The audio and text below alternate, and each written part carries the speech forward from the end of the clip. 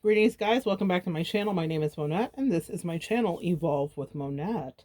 For those of you that are new here, I'm a professional intuitive empath, and we're going to do a deep dive into the theme of the Enchantress. Now, the Enchantress, I had to educate myself. I always thought she was like magical. I just didn't really understand, and I want to share what I have learned with you. Now, I've been researching and kind of diving deep into this over the last couple years as I was going through a release of a connection in my life and understanding the way that our empath energy is utilized, earth angel energy is utilized, and how people will either come into our life to help us or we come into people's lives to help them. And one of an allegory, a story, something we're all familiar with is a tale as old as time. This tale is as old as time because this has been happening for as long as we've existed. However, it was condensed and highlighted in the story Beauty and the Beast. Now, I am an 80s baby, so I remember Beauty and the Beast, the actual series, y'all. I don't remember if you guys seen that, if you guys have seen that, but specifically what has caught me here is the movie Beauty and the Beast, which is one of my favorites. I love everything about it. I could probably break it up into several parts and talk about Belle and talk about being an individual and talking about feeling outcasted in a society that wants you to conform and not being in the matrix. There's a lot of material in Beauty and the Beast, but the part that I want to focus on today is about the Enchantress and my divine empaths, my divine feminines, my earth angels, light workers. You are the Enchantress. Now, I've put up another video here, so this is part 2 to that video where I talked about being the enchantress by the door and the experience that many of us go through and share. I know I certainly have communicated with clients and friends and some of you out there in the YouTube atmosphere, and I have known that you have had your own moment of feeling like, how does no one know who I am? How, if they don't know who I am, it's not like, do you know who I am? No. But why am I not being respected when all I'm extending is kindness? So my angels work in mysterious ways, and today we're going to go down the path of a fairy tale with a lot of information that may replicate some of the experiences you've had in your life. So what I'm going to do, guys, is start off by reading to you the energy of the Enchantress and the purpose of this specifically, and then we'll make some connections. Let's begin. So, like the original film, one night the Enchantress visited the prince, disguised as a hag, and offered a rose for shelter from the storm brewing outside. When the prince laughed at her offering and turned her away, she revealed her true form as a beautiful, magical woman. But she cursed the prince for his arrogance instead, and for his selfishness, and for his unkind and unspoiled nature. She transformed him into a hideous beast and his servants into household objects. So if you've seen the animated film, guys, you are familiar with all of the beautiful transformed objects that were people that turned into objects. I want to put a special note here before I go forward. It is not our job upon being rejected or dismissed to curse anybody. Karma is the curse, okay? Karma never misses or loses an address. Karma sees, and beyond karma, for me, God, the universe, source, there is a universal balance that's always restored when an injustice is happening. In my case specifically, my ancestor stepped in. My dad, who I had a lot of unfinished business with, came in and was like, not even kinda, I don't like what's happening here because, and this is a full circle moment, we'll get back to the story, I see myself in the behavior of this person that you're giving so much time, love, and attention to. They are the things. My father literally had this communication with me in a dream. Arrogant, selfish, unkind, spoiled. That was exactly the energy. Entitled is something else I would add that I was dealing with. And many of you have dealt with the same thing. And my ancestor was pissed. And you didn't want to see my dad when he was pissed. So the point is that we will have moments where the universe does a corrective balance, not a curse. I don't do curses. That's not my jam. I love Jesus. I trust him. I trust my angels. I trust God. I trust them to handle my light work. and I had some light work that needed to be handled. But it wasn't because it's a punishment because what they did to me. Let's remove our ego from that. They did something to me and it hurt me, but I got paid back in kind from the universe and will continue to for many years be paid back because I sowed many years. So ask yourself how much time you sowed into a situation, and you don't have to light a candle or do a curse or do any of that drama because it's not good karma for you, my divine feminine, my empaths. Don't be all caught up in that. In this community, I see it's rife with black magic and foolery. I was personally dealing with some remedial witches who had watched The Craft too many times and thought that they had figured something out when they were actually ignoramuses. However, that was not something that went unseen by the higher ups. It's above me now. My angels and ancestors knew what was going on, and they said, we got this with these remedial summer school witches. No offense if you've ever been to summer school. I've been to, for math. Anyway, guys, let's go back in here and take a look at what else is going on. So her spell was so powerful that all memory of the prince and his staff was erased from the neighboring village as well. Okay, she also left behind 3 magical artifacts. The enchanted rose, so we all are familiar with that she had initially offered him. So in the beginning, she's offering him a gift. Let's talk about that. Do we not offer our emotions, our energy, our juicy energy, our replenishing healing energy? And people, because they are superficial or shallow house, will maybe overlook it, okay? So that is something that has happened in my life in a myriad of ways with many people. The body that I am in and the life and the skin and the color and the sexuality, it all caused for people to be able to turn their nose up at me when all the time I was there as a harbinger of truth. Maybe some of you can relate in your own specific ways. So she offered him that enchanted rose that she'd initially offered him and a mirror that allowed its user to see anything he or she wished to see. Let's talk about that mirror real quick.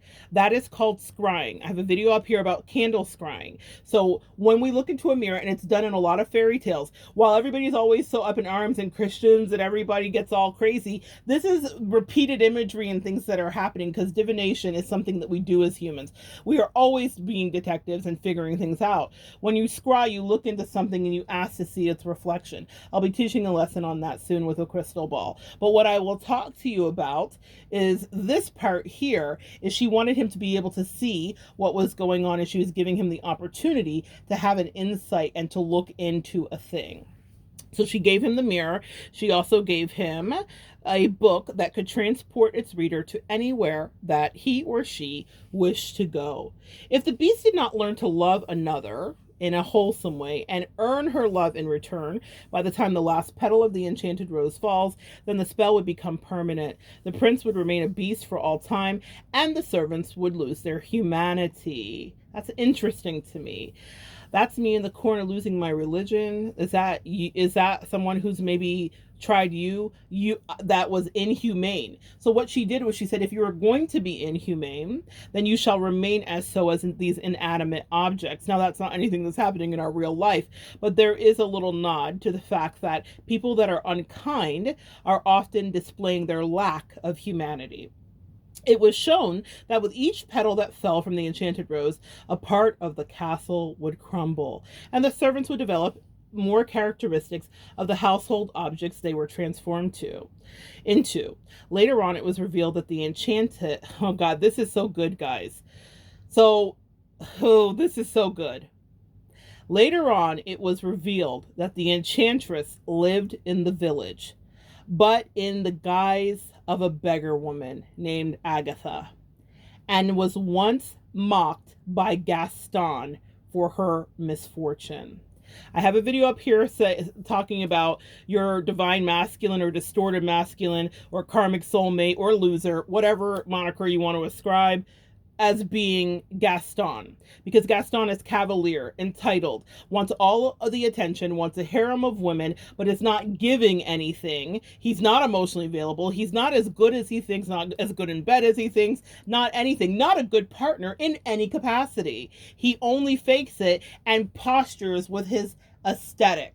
Have any of you guys run into a Gaston, whether it is a man or a woman or a friend or a parent or a boss or a whatever? There are many Gastons in her life. Gaston is an archetype, okay, of a selfish person. Gaston is the archetype of the narcissist. Come on, fairy tales. There's a lot more meat than we thought, huh, guys? A lot more on the bone here. So what I love about this is that this enchantress, this earth angel, this empath, this divine feminine had been traveling through many areas of life and had been subject to the same cruel behavior. Can you relate? Because unfortunately, I can. Though the book she had left the beast was once dismissed by him as just another cruel taunt, and there was nowhere in the world that he could go where he would not be shunned for his appearance. You see the karmic turnaround? It was through the book that Belle learned the truth of her mother's tragic death, and the beast realized how he had misjudged Maurice. Maurice is Belle's father, who they see as the loony kook, who is like the crazy mad scientist. A lot of us, there's a lot of allegory here. A lot of us are seen that way, are we not? We're crazy. It's insane. What are they doing? All that spirituality, all those cards, all those singing bowls, they've lost their mind. Or have we found our humanity? So Maurice was dismissed by Gaston. Maurice was dismissed by the village, as we see when he says it's time to take some action, it's time to kill the beast. When Maurice tells him Belle's been kidnapped, we watch what happens. So when Gaston abandoned Maurice to be devoured by wolves in the forest, as many of us recall from the movie, Agatha rescued him and returned him to the village, where he told everyone of Gaston's vileness. Are our narcissists not vile? Indeed, they are. But she was unable to defend Maurice when Gaston convinced the villagers that she was untrustworthy. Listen, guys, let's talk about this part right here. When she was untrustworthy, how many of us in the especially third-party karmic situations had a karmic convince someone maybe that you were very familiar with that you were the danger, that you were untrustworthy? Now, here's what you need to know about that. In order for that seed to take hold, they had their own issues of deceit and duplicity. They had already been in a double mind about you, and they just needed someone to water it just right. But here's what I want you to be assured of, empath. You will always be proved right. You will always be justified. Your actions, your behavior, your intentions, if you are pure in heart. If you're here and you've been playing games and you've been doing things that are outside of what is good and wholesome for you, then that will show up. People will know the things you do. But if you stood in your integrity and you were honest and true, then people will also know the truth about you. So this was interesting to me because it's something that I went through in my own journey, where someone that I knew should be trusting me and someone that I felt we had a good connection absolutely abandoned me in favor of someone who was a literal, actual, low vibrational, lying, manipulative, Prakalisha, vile gutter snipe. Real talk, a malignant narcissist. And I was so appalled, I couldn't figure it out. But this is something that's happened in my life over and over and over. I've been in a cult, I've shared that with you guys, and that was the same thing. Monette was the danger. Years later, many of the cult members called me that after they left, they said, you started an exodus. Do not second guess your intuition and your guidance from your angels and your ancestors that are by your side. When my angels tell me to run, I run and I hide. It's happened over and over. I've left a narcissist one time on New Year's evening because I had a premonition he was going to throw me off a roof. And he called somebody else in my life and said, oh, Monette left. I don't know why. You know she's crazy. She didn't say why. She just got a wild hair. No, I saved my life. And I've saved my own life with the help of my angels and ancestors repeatedly. Do not second guess your energy. He had no good intentions for me. And I saw it. Girls, ladies, Phil Collins, I could see it coming in the air tonight. And I left because I was not going to hold on for treachery. Whenever that happens, and it's happened, it just happened in this last situation, I cut tail and run. I run like there is a bomb and an explosion behind me. And you pay attention to do the same, because our intuitions are not to be taken in vain. The Enchantress then travels to the Beast Castle, arriving just in time to see Belle to admit her love for the Beast, despite him being dead. and the last petal had already fallen. With that, the enchantress restores the rose, and the curse is lifted. The beast and his servants are transformed back into human beings. The crumbling castle repairs itself back into former majestic and imposing state, and the village regained its memories of the prince and his staff. In the end, the enchantress gives a fleeting smile as she watches the prince's staff reunite with the loved ones from the village. Our purpose in people's lives is not to cause destruction, but because of the vibration and alignment of our energy, we are distillers of truth. I pity anybody dating or loving or friends with us as empaths, intuitive, and psychics, because it's hard, because they can't get away with their normal bullshit. And that's just the truth. And that doesn't mean that we don't come with a fair ration of our own bullshit, empaths and intuitives, but most of us work that out in our youth. Okay. When I'm dealing with things with my husband and I know that he's telling me just maybe even a simple little white lie, I look at him and I ask him, baby, why? We laugh at it because he cannot get away with that shit with me.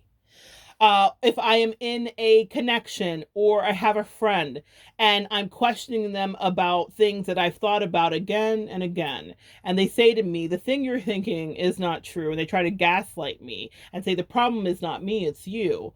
I know the truth. Don't you, Divine Feminine? Don't you, Empath? You can't get away with murder over here. There is no Viola Davis that will appear. I know the heart, even when it breaks my own, of a person's intentions and truth. Not every nuance and detail, some things are hidden. In this last incarnation of a lesson that I went through, a lot of things were hidden from my view so that I would not end up in somebody's jail. God is so good. Many of you have been spared a similar fate. Sometimes we are sheltered from the full truth so that our heart doesn't break and that we do not alter our fate. The devil is cunning. Enchantresses, empaths, high priestesses, earth angels, light workers, our truth cleanses. Our truth can scald. Our truth can be searing. Our truth can leave you bald. Snatching someone bald, we can snatch hoes bald, as they say. But that's not how we live every day. I found no joy in having to be the person that had many truths to say. Apart from saying the truth, what I want you guys to know is that if you've experienced this, it's here to help you grow. It's not here to help you stay stagnant and to question yourself. It's not here to be deleterious to your health, though sometimes it may be. This is why they talk about guarding that sweet gift you have of empathy. This is why cleansing matters and salt baths and trips to the beach. This is why I get on here with or without COVID and I make myself teach.